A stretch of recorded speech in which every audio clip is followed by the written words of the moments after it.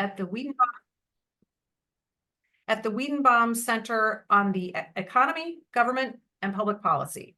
She has written 3 books and over a dozen articles on interpersonal political communication. Her research focuses on understanding the content and consequences of political discussion within American politics. Her work has been recognized by a number of awards, including the Political Networks section Best Book Award for What Goes Without Saying, Navigating Political Discussion in America, the book we'll be talking about today. Her work has been supported by the Wiedenbaum Center, the Social Science Research Council, and the National Science Foundation. I want to share with you information about Jamie Settle as well. She is the Cornelia Brackenridge Talbot Professor of Government and Data Science at the College of William and Mary.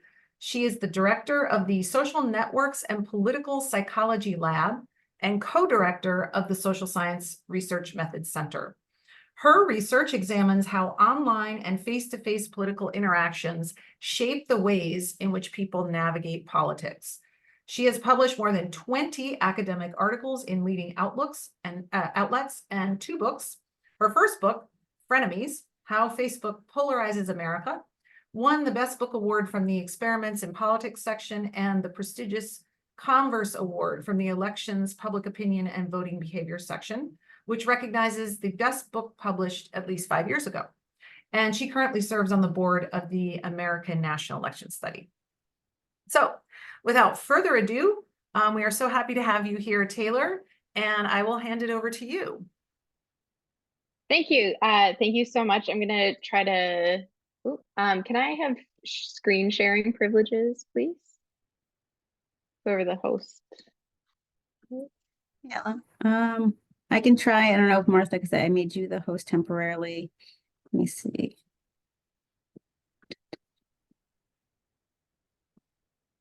Sorry about that. We should have tested that earlier. That's my fault. I don't know.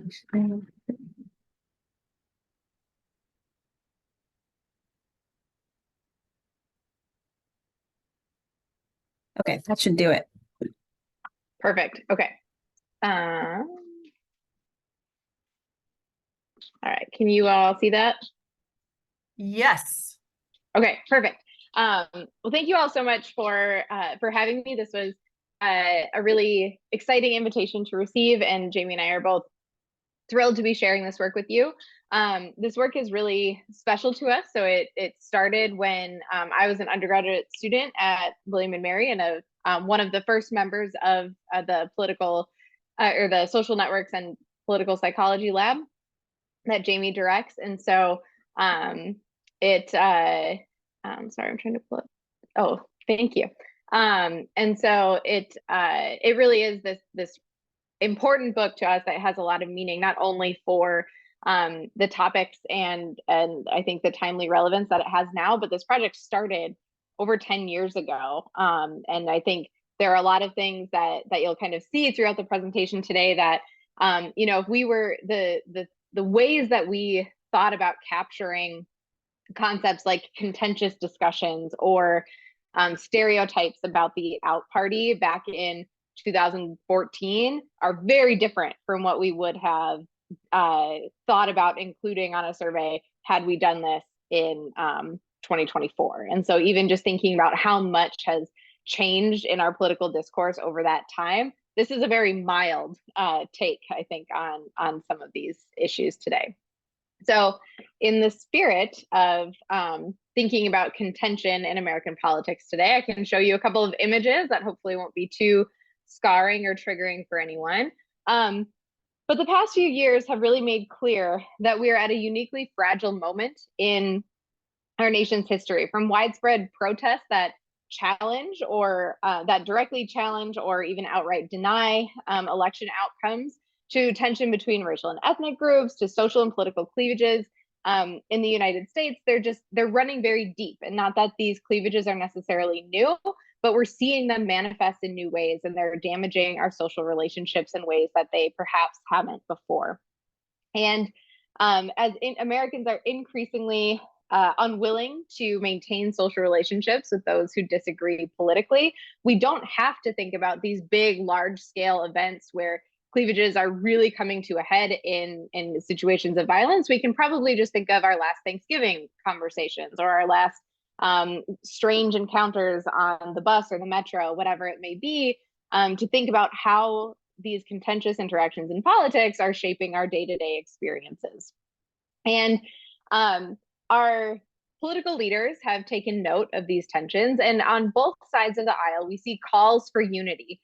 Although many, I think, in the public and in the media will sort of point to our leaders to be a role model and think about this as a top-down solution, where if we can get our leaders to behave and act in a more civil manner, then that will sort of trickle down to the public.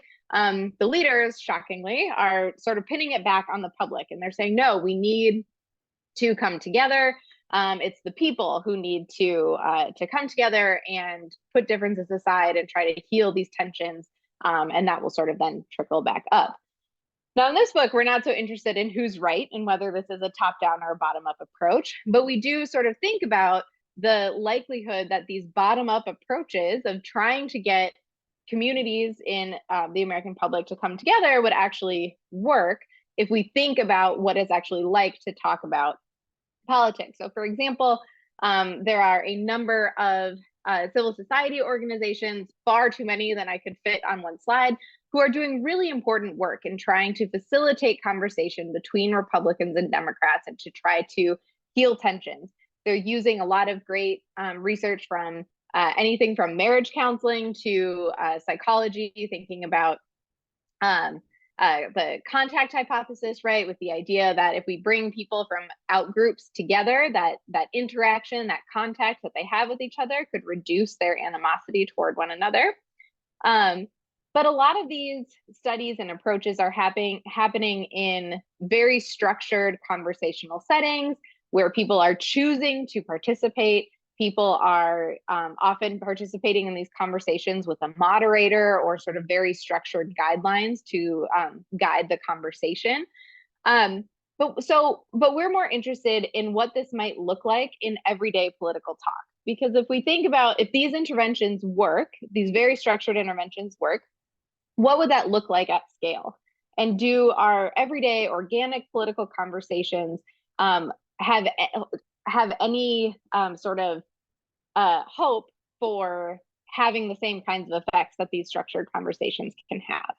And so to think about that, in our book, we're going to try to introduce a framework for asking new kinds of questions about the process of political discussion and identifying how people's considerations about political discussion affect the way that they navigate those conversations. So we are certainly not the first to study political discussion. Lots of amazing work has been done before us, both ethnographic research like Kathy Kramer, and also a lot of empirical work, really stemming from a lot of the pioneering research by Bob Huckfeld and John Sprague, and thinking about, but what we want to do is sort of take a step back from all of that scholarship and provide a new structure for thinking about political discussion as a process that involves a lot of different decision points. And in particular, we're focused on understanding why, despite high rates of reported political discussion, do so many Americans dislike talking about politics. So we can turn to survey research, for example, from the American National Election Study and other major surveys, and find that a lot of Americans report that they talk about politics, but they also report that they don't like it. And so why are they engaging in this behavior that they don't like? And what do these conversations actually look like? And what other decisions are they making in the process? And so we focus on the psychological experience of political discussion as navigating this social process that's basically loaded with challenges to our sense of self and our relationships with others.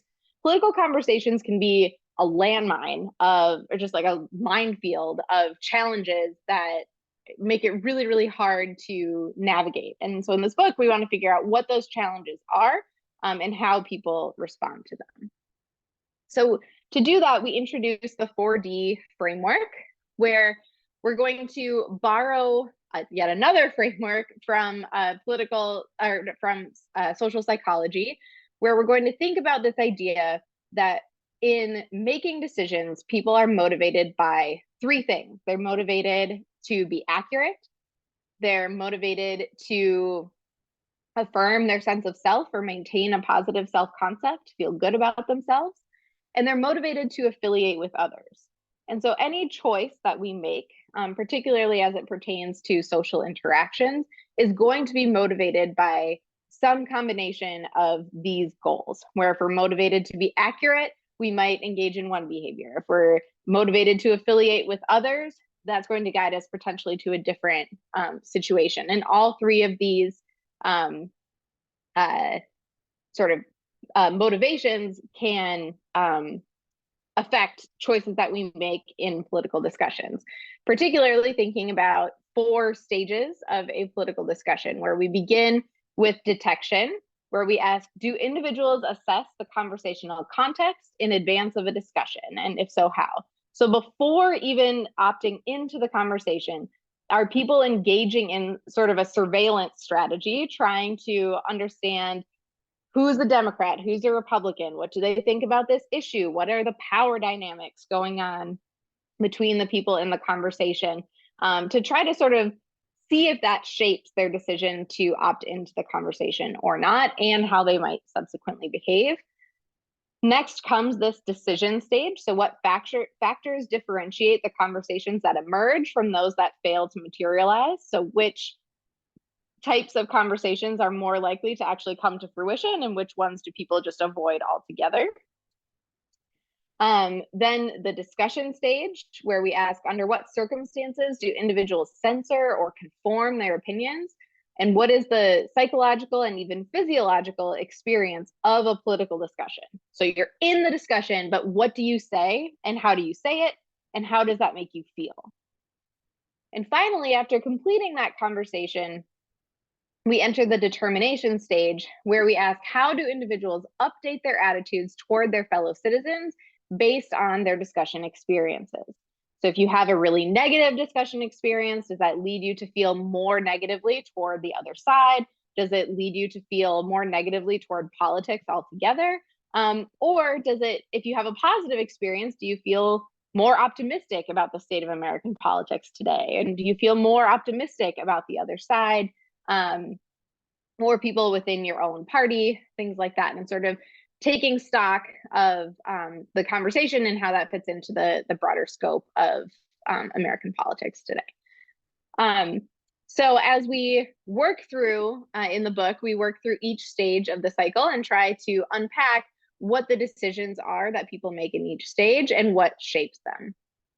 And so I'll offer you today sort of 6 key takeaways that we have from the book that sort of map onto each stage of the cycle. So the first key takeaway is that detection exists, but we need to know a lot more about how it works.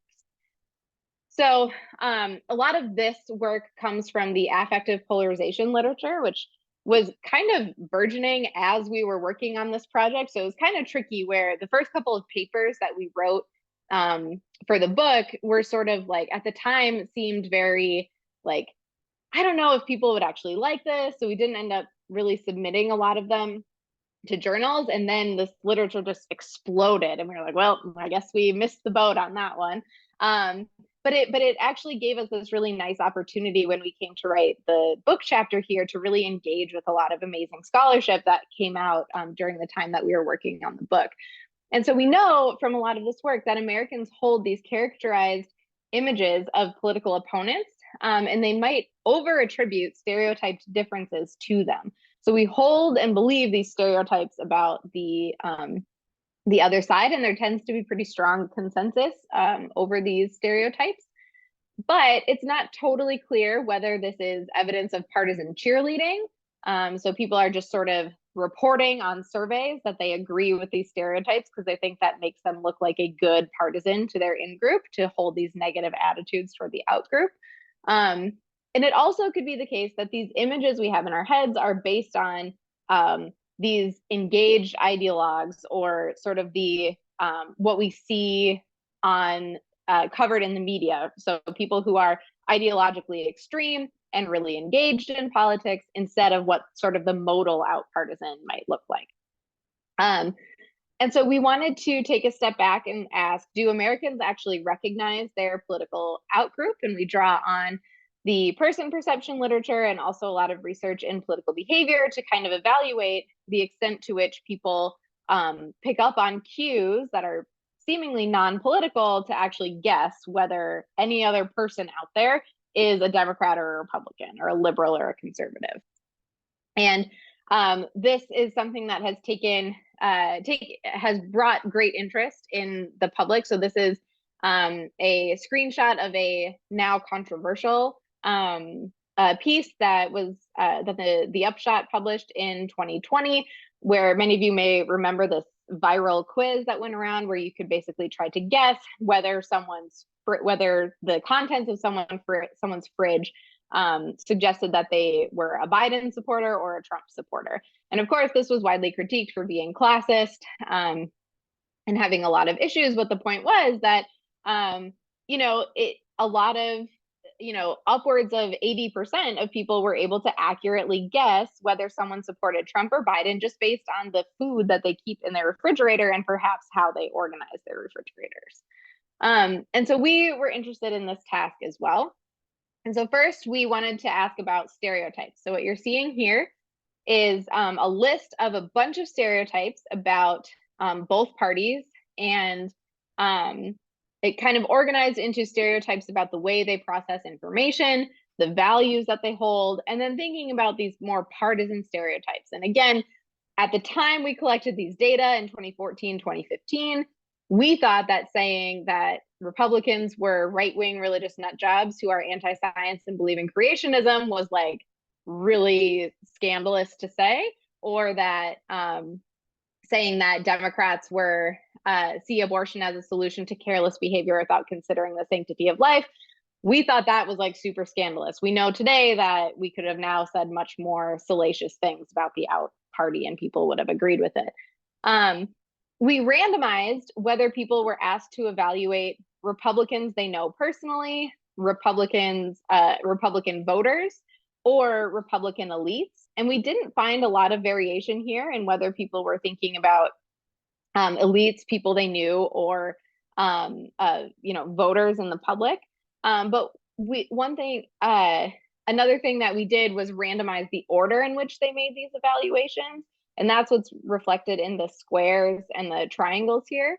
And we see that for the most part, there are not huge differences here where we're seeing the same general patterns, regardless of whether people are anchoring on elites or people they know personally. But we see in general that large portions of the public are willing to admit that they agree with these stereotypes, which again, in 2014 standards were pretty salacious, but in 2024 standards are pretty mild. We also asked people to imagine that they were trying to guess someone's political views, but you couldn't ask them directly. And how would you go about then guessing those political views? And then we worked with a team of undergrads to hand code each of these responses into categories. These are not mutually exclusive categories. So to my survey researchers on the call here, these are not going to sum to 100%. But we found really interesting patterns where a lot of people said that they would look for visible demographic characteristics like their age, gender, or race or ethnicity. Some said they would even just look at their clothing or some kind of visible cues in the clothes that they chose to wear.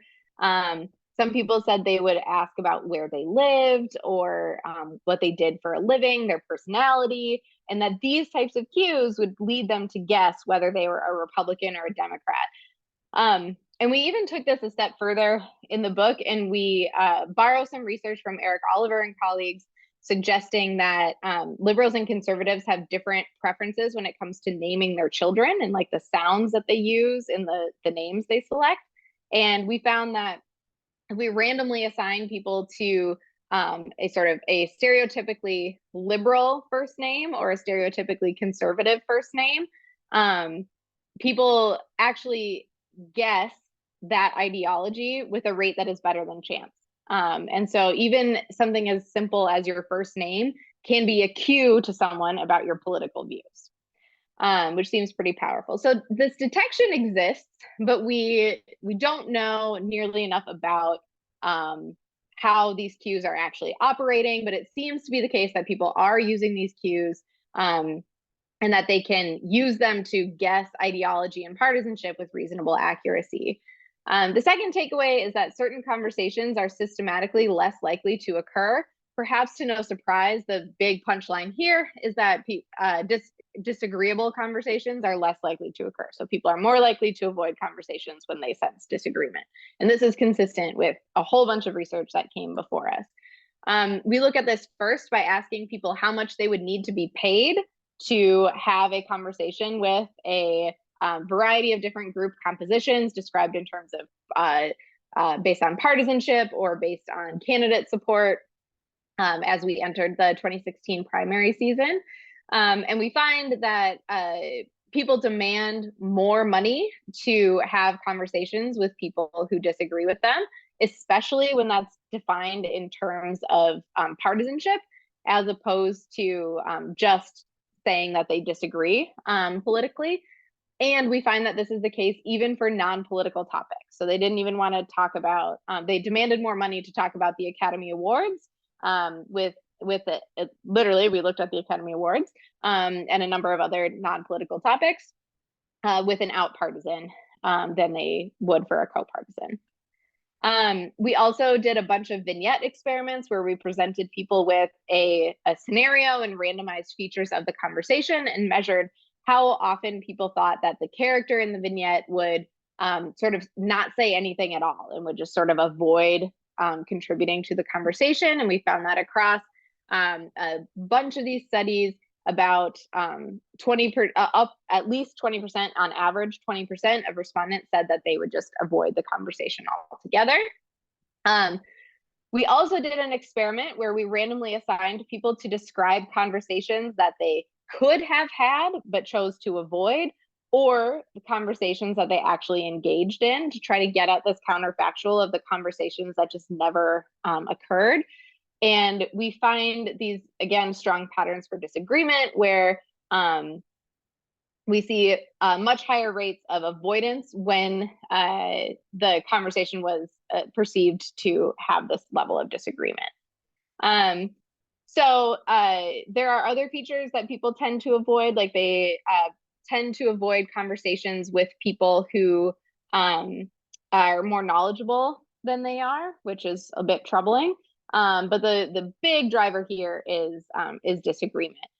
And perhaps for good reason, because the next takeaway is that we find that anticipated disagreement is physiologically activating. So in part, or actually due to support from the National Science Foundation, we were able to really outfit Jamie's lab and conduct physiological studies where we hooked people up to, with consent and everything, of course, but we hooked people up to equipment that allowed us to measure their physiological responses in terms of their heart rate and their electrodermal activity, so how sweaty their palms would get, in response to a variety of political discussion stimuli. And what I'm showing you here first is on the left, the heart rate response, and on the right, the EDA response, so sweaty palms. And we're looking at here first when people just watched videos of people arguing with each other about politics, what is the increase in heart rate or sweaty palms? And we basically see not much of an increase there. We don't really see much of a change when people are shown like clips from Jerry Springer of people arguing very contentiously, but not about politics. But then after watching these videos, we had the proctor came in and said, okay, now you're going to have a political conversation with another participant. Or actually, let me just correct that. The proctor did not come in and say this. It showed up on the screen for them. And it said, okay, now another participant is going to join you and you're going to have a political conversation. That person is, you know, a Republican or a Democrat, and you're going to discuss this topic. And that's where we see this huge increase in heart rate and in sweaty palms. So it's the thought of having this conversation that, as opposed to just observing contention, the thought of anticipating a conversation is leading to this physiological reaction. And this was heightened in cases when the discussion partner was described as being someone who would disagree.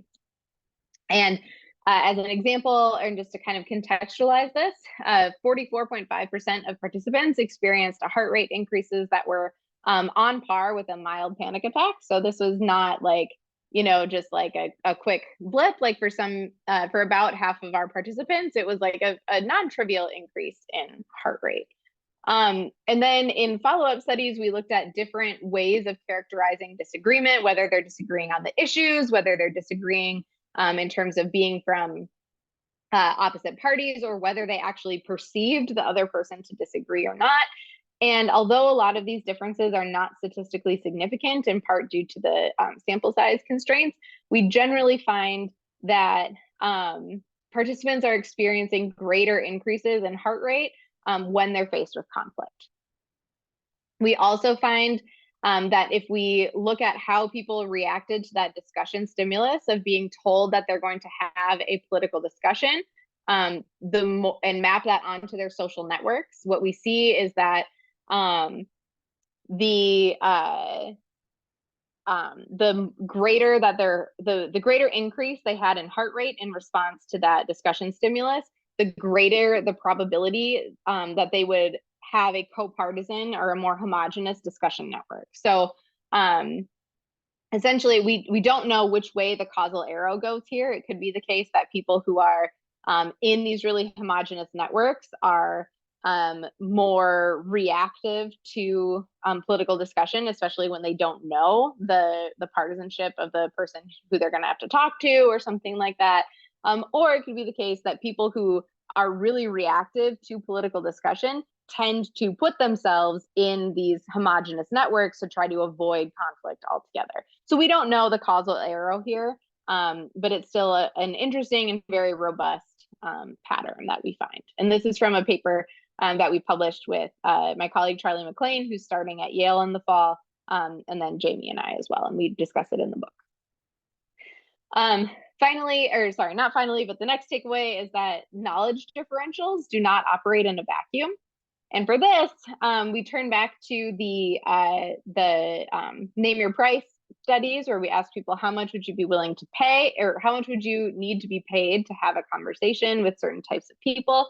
So in that original study, we found that people demanded more money to talk about politics with people who knew more than they did.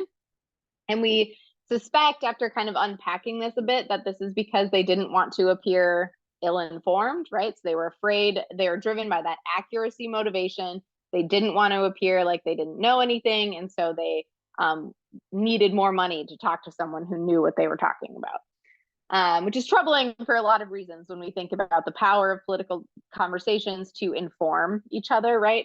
If you're avoiding conversations with people who know more than you do, that's limiting your opportunities to learn. However, when we replicated the study on a highly educated, politically engaged student sample, we found that they demanded more money to discuss politics with people who were less knowledgeable. So we kind of, and then unpacking this and kind of following up with the student sample, it seems to be this idea that people who know a lot about politics are like annoyed to have a conversation with people who know less than they do, but people who know less want to avoid the conversations with people who know more because they don't want to appear ill-informed. So they're missing the opportunity to learn. And both of these groups are sort of avoiding conversations with each other. And so we're, again, sort of missing this big opportunity for conversations to be helping us sort of inform the electorate through conversation, which is a bit of something that I look at in my other book project that comes out this summer, in looking at sort of how conversations and under what conditions conversations can help inform the public or not. And so the next takeaway is that suboptimal discussion behaviors are common. And so for this, we're in the discussion stage and we're thinking about what people are actually saying in conversations. And here, this is a graph from a lot of the vignette experiments that we did. So we randomly assigned people to read a paragraph describing the situation in which someone is basically at the break room at work, they're trying to have their lunch, and then someone is like, hey, what do you think about these candidates? And then you're sort of put on the spot, and we randomize whether the person who's put on the spot agrees or disagrees with the other person in the room, or we manipulate the knowledge level, whether they are more or less knowledgeable than them, things like that. And what we find, and then we ask, how would the person respond? Would they double down on their real opinions and sort of say, like, no, I really disagree with you, and this is why? Would they express their true opinion? Would they censor their opinion? Would they outright conform and just say that they agree with the other person when they really don't? Or would they be silent and just kind of change the subject or say nothing at all? Okay, so then we broke this down by whether people thought that the driving force behind their choice reflected a concern about the conversation or an opportunity about the conversation. So basically, were they thinking about things like, I'm worried about appearing ill-informed, I'm worried about what this is going to do to my relationship with this person? Or were they saying, I'm excited for the opportunity to try to persuade this person, I'm excited to try to learn more about their perspective, whatever it may be?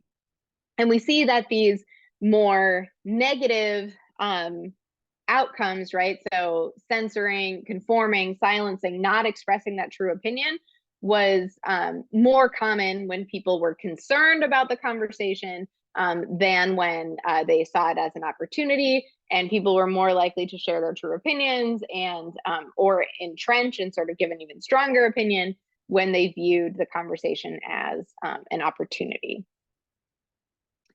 And then we also looked at this concept of conformity in the lab, where we basically replicate the Ash experiments, for those of you who are familiar, but with political conversations or political opinions instead of objective opinions about the length of lines.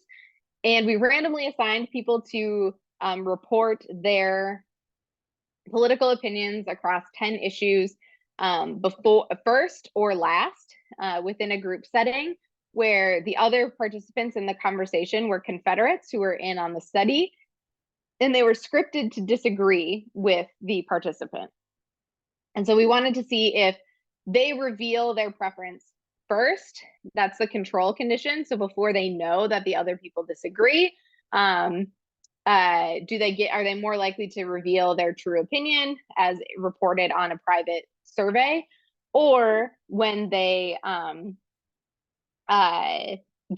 compared to when they give their opinion last? So they just heard that everyone else in the discussion disagrees. Are they going to just go along with the group? And that's the treatment group here. And we see that that's the case, where people in the treatment group who gave their opinions last were more likely to conform.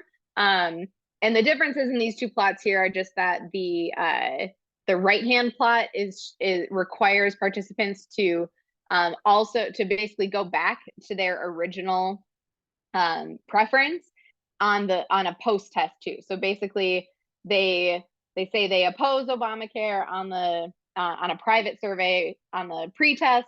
They go to this lab experience and they say that they support Obamacare, and then on a follow-up survey, they say that they oppose it again. So they're true evidence that they are going along with the group in the group setting when they privately disagree. And 65% of participants who were in this treatment group conformed at least once.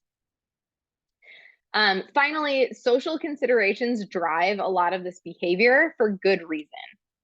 And so we can go back to that true counterfactual study I talked about before, where people were randomly assigned to reflect on conversations that they could have had but avoided, or the conversations that they engaged in.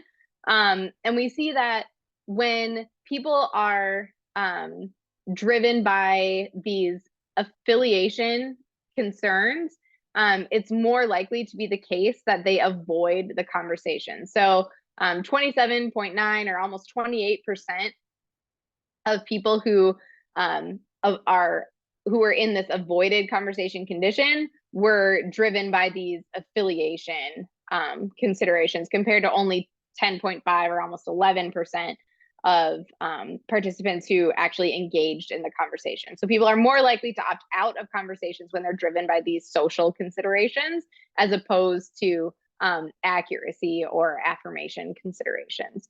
The text I have up here is highlighting a couple of these open-ended responses that we had, where we asked people to explain why they made the choice that they made. And we see things like, the person was a friend of mine and I was afraid that my opposite opinion would hurt our friendship. My in-laws are very set in their ways and my opinion would have upset them and caused unneeded stress on my husband. I didn't want to hurt any relationships. So we see people expressing these concerns. We looked at these concerns again within the context of our vignette experiments, and we found that the most important concerns and opportunities by the when approached with the vignette that they read and then asked, okay, what do you think was driving their choice? Was it one of these opportunities? Was it a concern? If the most important consideration was a concern, they were far more likely to be driven by affiliation considerations as opposed to if they identified an opportunity. And so it seems to be the case that these social considerations are driving people to opt out of political conversation. We also see that about 25% of Americans report that they have distanced themselves from a friend because of politics. And then within that quarter of Americans, we asked how they do this, and we see that they engage in a lot of different behaviors to try to avoid their peers who they've sort of cut ties with because of politics. That could be anything from they're just going to stop talking about politics to they're going to stop talking altogether. They're stopping all communication, all the way down to they're not going to let their kids play together anymore. So we see these really dramatic ways that people are changing their social experiences, both online and offline, in response to political, I don't want to say just political differences, because we don't know that it's because of disagreement, but because of politics. Similarly, in our vignette studies, if we look at some of these more social outcomes after a conversation, we find that when people were exposed to disagreement, they were more likely to report that they would avoid sitting by these people again at lunch, or avoid attending another social gathering that these people would be at. And so altogether, we find that detection exists, but we need to know more about it, how it works. Certain kinds of conversations are systematically less likely to occur. Anticipated disagreement is physiologically activating. Knowledge differentials do not operate in a vacuum, and suboptimal discussion behaviors are common. And these social concerns drive a lot of behavior, perhaps for good reason. And so we think that there are some implications here for the conversations that people prefer to have being the least helpful for overcoming our divisions, where these are small conversations, like-minded close ties. They tend to be sorted by knowledge level, and there are group dynamics that can encourage extremity and conformity. And similarly, we think that this research suggests that people can't always avoid the conversations that they don't want to have. And so these conversations are physiologically activating. The group dynamics discourage expression of true opinion, and there's legitimate concern for social fracture. And so the argument and evidence that we present in the book highlight a fundamental tension in modern American politics. The fabric holding us together is comprised of the interactions we have with others in our daily life. The effort to maintain this social fabric, to nurture and retain our relationships with our family, friends, and colleagues, and to preserve our esteem in their eyes may in fact undermine our ability to communicate genuinely and effectively across political divides. And with that, we have so many people to thank. We thank the National Science Foundation for generous support of this research, as well as institutional and financial support from the College of William and Mary. We have legions of SNAP Lab research assistants at the College of William and Mary, as well as two former WashU graduate students who did some excellent research assistance on the project as well, Aaron Rossiter and Ben Noble. And so I thank you all for your time and look forward to your questions. And thank you, Taylor, for going over that really creative and timely research. I want to, we want to open it up for questions and any comments. I think we're a small enough group here. You can just turn on your camera and your microphone and speak what your question is, or if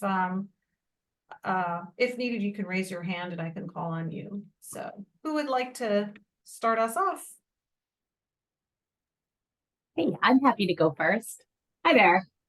Yeah, so while you were talking, I found myself thinking about, so I don't work in polling, right? I work in kind of traditional, the federal space for large surveys. But I found myself thinking about the conversations that were happening after the last election with polling, with unreliable respondents, right? That we were seeing results in the polls that weren't necessarily matching election results. And that the idea here was that respondents were not being forthcoming with, you know, how they voted or like what their reasonings were, what their stance were. And it just felt like adjacent to kind of what you were talking about. And I just wondered if you could comment on that. Yeah, thank you. So I think I think is some of what you're talking about, like the shy Trump voters phenomenon and stuff like that. Yeah. So I know this is like a controversial topic in polling and whether there actually are shy Trump voters or not.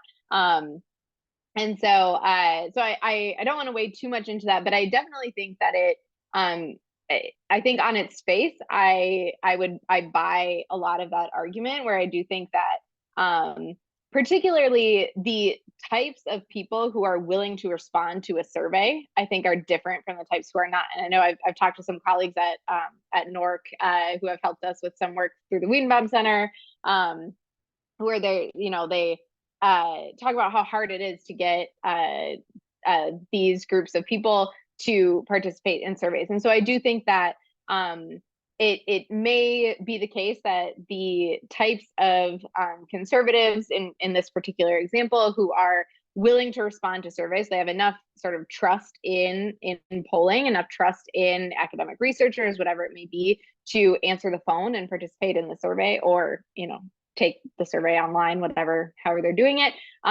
They might also be more sensitive to how they're being perceived, and they might be more sensitive to potential stereotypes about who conducts polls and who are academic researchers, and they might be less forthcoming about their political views. I've seen some work suggesting that it's more of an issue of social trust, and how that finding people who are low in social trust has always been hard, but now social trust maps onto candidate support, and that's why the problem isn't, you know, Trump finding appropriately surveying Trump supporters. It's appropriately surveying people who are low in social trust, but they also happen to be more likely to be Trump supporters. So I've seen that argument advance, but yeah, I mean, I think there's interesting mode effects could be going on too. So if you're being interviewed face to face or even on the phone compared to on a survey, and then even within that, you know, what kind of cues are people picking up on in the motivation for the survey, and who's conducting the survey? Are you more likely to report your real opinions to someone who is from the same like racial, ethnic, or even like gender identity as you? And like, again, if we're picking up on people's first names or the clothing that they wear, right? Like, how is that sending signals to, if I think that you, the interviewer, are a Trump supporter, am I really going to come right out and tell you I'm voting for Biden, or the other way around? And so I think these are really important challenges that I wish I had a good solution to. That was terrific. Thank you.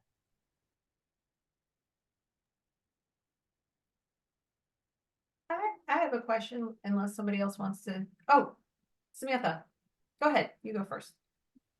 Okay, I can wait my turn too. Either way, Martha. I was just curious, Taylor, if you guys saw anything like unexpected or something just kind of just different than you thought you would see. Just did anything kind of stand out to you guys?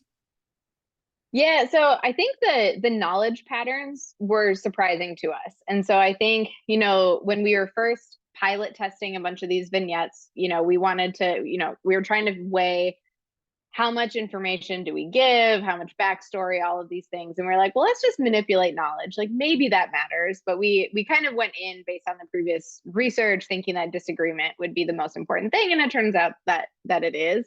And so, but I think it was still surprising to us that knowledge had such powerful effects, and kind of different effects based on people who were more and less knowledgeable. So I think that was something that was kind of a surprise to us coming in, but then in kind of revisiting the literature, you can kind of post hoc explain why that might be the case. But I think the broader implications of those knowledge asymmetries within conversations is like hugely problematic, and thinking about how these conversations like could be helping democratic functioning, small d democratic functioning.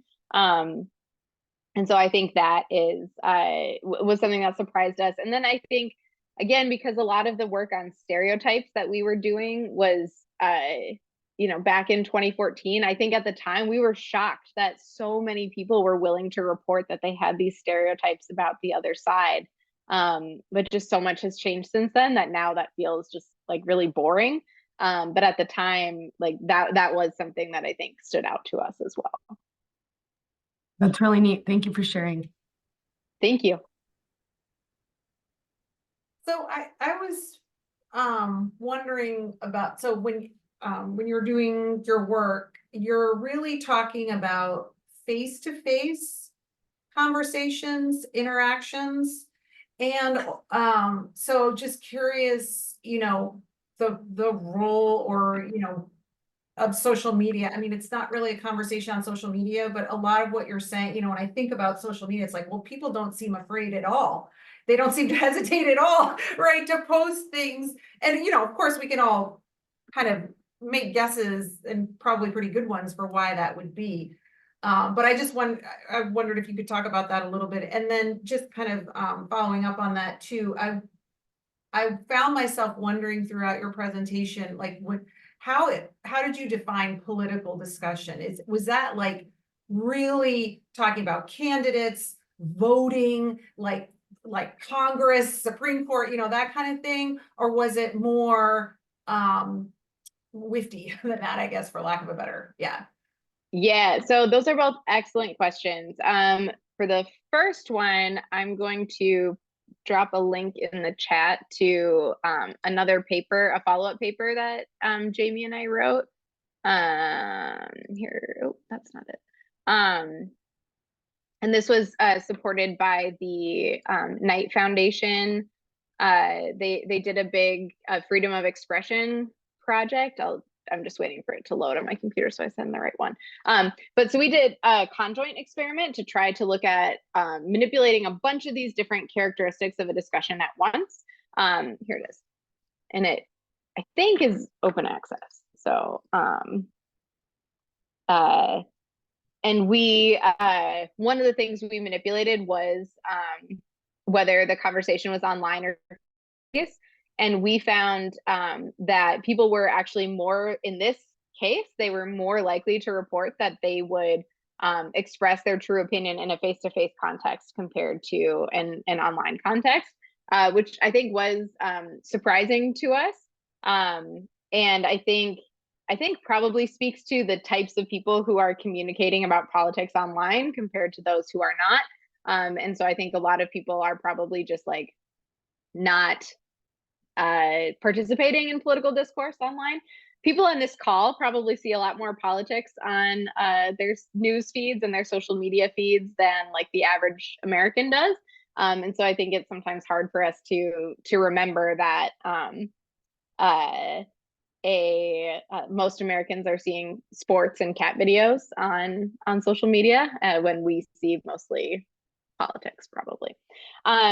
There's plenty of the cat videos too. Yeah. Okay. Plenty of cat videos too. Or maybe rabbits.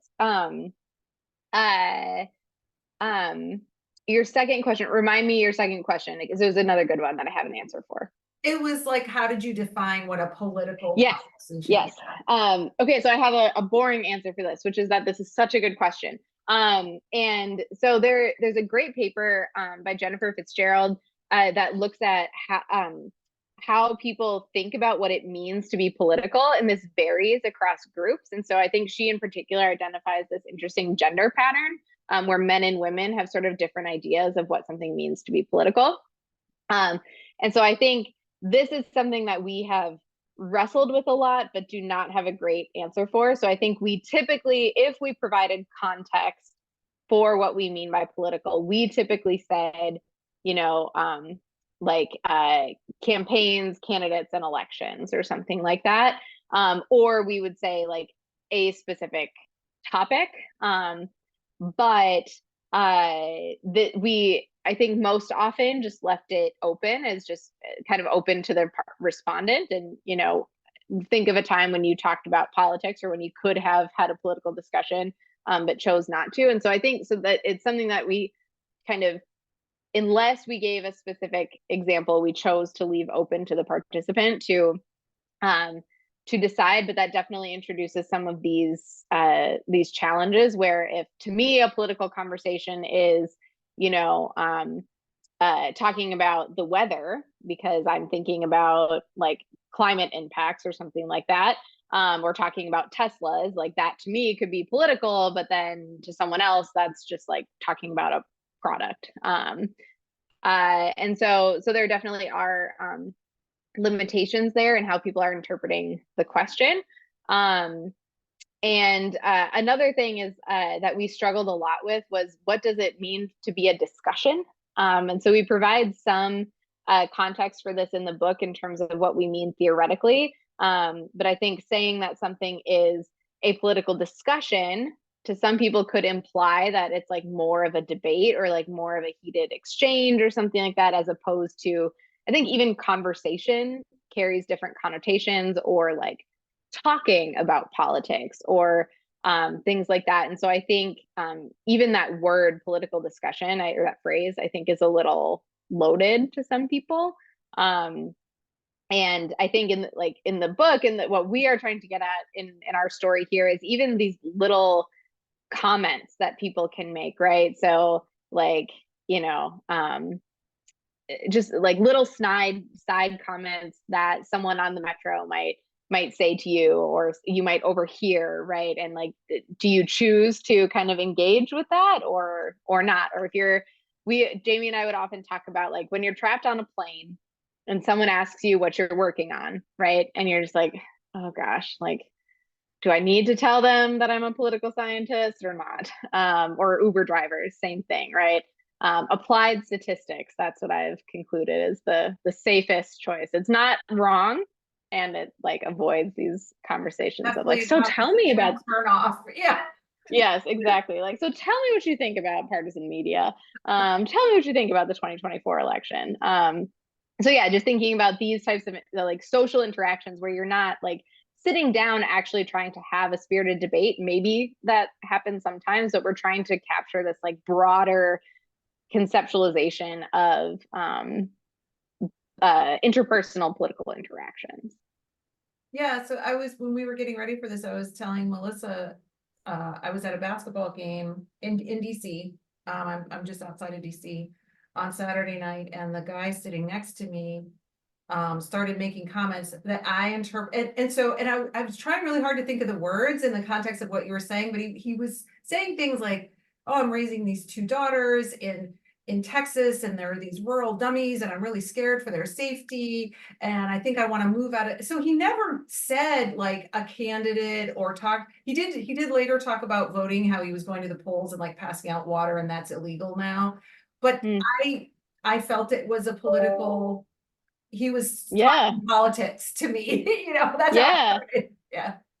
Yeah. And I do think that like the politicization of things like school boards and things like that recently, which I'm sure is very close to home, being like in Northern Virginia and things like that, or places like that, I think has sort of opened the door for like this like mix between like, we're just trying to talk about like our kids' school, right? But then it becomes these political issues. Right. And this is, you know, this has happened over time, but I think now especially it's almost like opening the door for political conversations that otherwise probably wouldn't happen. We're getting really close to time, but Alexandria has her hand raised. So let's hear her question, if that's okay. Thanks so much, Martha. And also thank you, Dr. Carlson. I really appreciated the discussion today. Thank you. I mean, it may be a bigger thing, but as someone who doesn't typically work in this space and appreciated kind of getting this introduction into something that we all live with, but many of us aren't informed on, I wonder, what do we do? Now that we have concrete data that proves what we're seeing and what we're feeling. Are there next books you recommend we read, or should we stay tuned for your next publish on how do we, what we do with this? Yeah. Yeah, that's a great question. And I usually say that's way above my pay grade. And I think that's also true. But I like the spirit of the question. And like, I wish I had a clearer answer. I do think that there's a lot of work coming out now on by Aaron Rossiter, Matt Lewandowski, and some others looking at the power of cross-partisan conversation to reduce the animosity, at least. And so I think there is a lot of this work now. It still doesn't tell us what this looks like outside of a lab or outside of a study setting. Aaron Rossiter and I do have a paper where we try to address at least the selection into having these conversations or not. And we kind of find that it doesn't matter all that much, which is good, good news for sort of extrapolating from these lab studies to the broader world. Emily Van Dunn, I don't know if I'm pronouncing her name correctly, but she has some really good books on avoiding politics as well from a different sort of discipline, which I think are helpful. But otherwise, I think for me, it's all about balance. And so in my book that comes out in July, I focus on these sort of informational consequences of political conversation and how it can sort of lead to this really what I call distorted democracy, where people are underinformed, polarized, and engaged as a result of political conversation. But at the same time, I think if that is the trade-off to preserving a relationship with your family, I think that's a deeply personal decision to make. And so I think like we are sort of, I think everyone has to sort of make the choice that makes sense for them. And sometimes preserving the relationship is more important than the potential benefits of discussing politics. And so I think finding ways to sort of navigate those balances, I think is like important for future research, but I think is also just so personal and unique to the individual that I don't know any kind of average treatment effect that we could find that would be, suitable to be recommended to everyone. Sure. That's fair. Thank you. Thank you again. We are a couple minutes over, but it looks like some people are staying. So I want to say one more time, thank you so much, Taylor. This was really riveting, and I so appreciated it. I'm honored to have been able to moderate today. And Melissa, do you want to? Yeah. Yep. Just want to reiterate, thanks so much for your time today. I just wanted to say, as promised, the DC-AAPOR member that won a copy of our book today is Amanda Cardone. I'll reach out to you for contact information and we'll send you a copy of the book. In terms of what we have coming up, we're still planning out the 2024 program. So if you've got ideas or you're excited, come and join us. Shoot me a note and we'll put some stuff on the calendar. But otherwise, it's going to be a great year. And thank you all so much for attending today. Thank you. Have a great rest of the week. Thanks a lot. Thank you.